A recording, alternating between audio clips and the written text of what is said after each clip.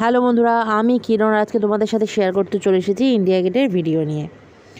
দিল্লিতে গেলে কিন্তু সবাই এই দিল্লির একটি ঐতিহাসিক স্থান ইন্ডিয়া গেট একবার হলেও দর্শন করতে চায় এবং সেখানে গিয়ে কিন্তু প্রচুর প্রচুর ভিডিও বা ফটো ক্লিক করে এখনকার দিনের আমজনতা। যদিও এই স্থানের কিন্তু ঐতিহাসিক গুরুত্ব অনেক বেশি, তাই আমরাও দিল্লি ভ্রমণের সিরিজে একটি দিনের প্রথম শুরু করেছিলাম এই ইন্ডিয়া গেট ভিজিটের মাধ্যমে।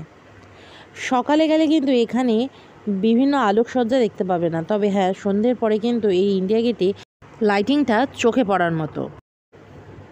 ইন্ডিয়া গেট কিন্তু ভারতের একটি জাতীয় স্মৃতিসৌধ। এটি ভারতের রাজধানী নতুন দিল্লির একদম কেন্দ্রস্থলেই অবস্থিত এবং আমরা দিল্লি ঘুরতে গেলে কিন্তু প্রত্যেকেই একবার না একবার এই সুন্দর দ্রষ্টব্য স্থানটি ভিজিট করি দিল্লির। প্যারিসের আর্ক দে ট্রিম্পের আদলে এই স্মৃতিসৌধটি নির্মাণ করা হয় 1931 সালে। এটি নির্মাণের নকশা তৈরি করেছিলেন স্যার এডউইন লুটিনিয়ান্স। আর এই স্মৃতিসৌধর আগে নাম ছিল অল ইন্ডিয়া ওয়ার মনুমেন্ট। তার কারণ হলো প্রথম বিশ্বযুদ্ধ ও তৃতীয় আফগান যুদ্ধে নিহত 90,000 ভারতীয় সেনা জওয়ানদের স্মৃতি রক্ষার্থে এই স্মৃতিসৌধটি নির্মিত হয়। এটি লাল ও সাদা বেলে পাথর ও গ্রানাইট পাথরে তৈরি করা হয়েছিল।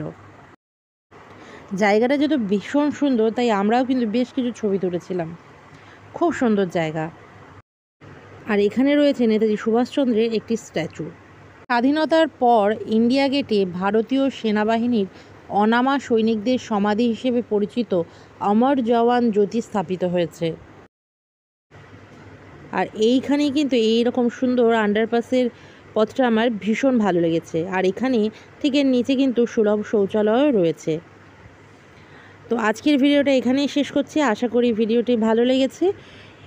ভিডিওটি ভালো লাগলে লাইক এবং শেয়ার করতে ভুলবেন না। আর আমার চ্যানেলের নতুন বন্ধু হলে চ্যানেলটিকে সাবস্ক্রাইব করে বেল নোটিফিকেশানটা অল করে দিন। তাহলে আমি যখনই নতুন ভিডিও আপলোড করব আপনাদের কাছে নোটিফিকেশান পৌঁছে যাবে সবার আগে। আজকে এই পর্যন্তই, আবার দেখা হবে নতুন কোনো ভিডিও নিয়ে। টিল দেন সবাই খুব ভালো থাকবেন, সুস্থ থাকবেন। টাটা।